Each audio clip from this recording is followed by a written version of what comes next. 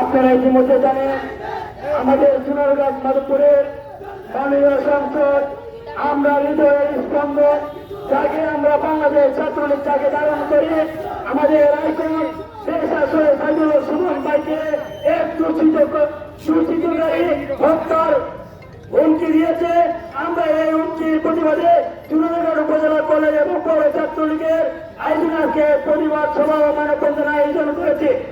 আমি প্রথমে ধন্যবাদ জানাতে চাই আজকে যারা আমাদের এই মানববন্ধনে অংশগ্রহণ করেছেন সক্রিয়ভাবে অংশগ্রহণ করেছেন তাদেরকে ধন্যবাদ জানাতে চাই।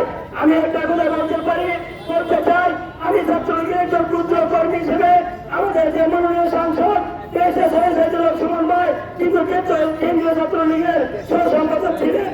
আমরা কিন্তু উনি কেন্দ্রীয় ছাত্রলীগের সহ সম্পাদক ছিলেন। আমরা ছাত্রলীগ হিসেবে মনে করি আমাদের দায়িত্ব আমাদের সাইদুল সুমন ভাইকে হুমকি দামকি দিয়ে জানিয়ে রাখতে পারবে।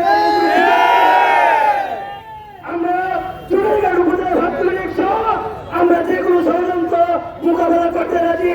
আমি পুলিশ প্রশাসনের কাছে কঠোর করে আহ্বান জানাবো 24 ঘন্টার ভিতরে এই হুমকি এই ব্যক্তিকে যদি আইনের আওতায় না আনা হয় আমরা কালকে থেকে বিশাল আকৃতি ভাবে বাংলাদেশ ছাত্রলীগ বিশাল ভূমিকা নিবে মানববন্ধনের আয়োজন করবে। আপনাদেরকে একটা কথা বলতে পারি পুলিশ প্রশাসন পারে না এমন কোন কাজ নেই।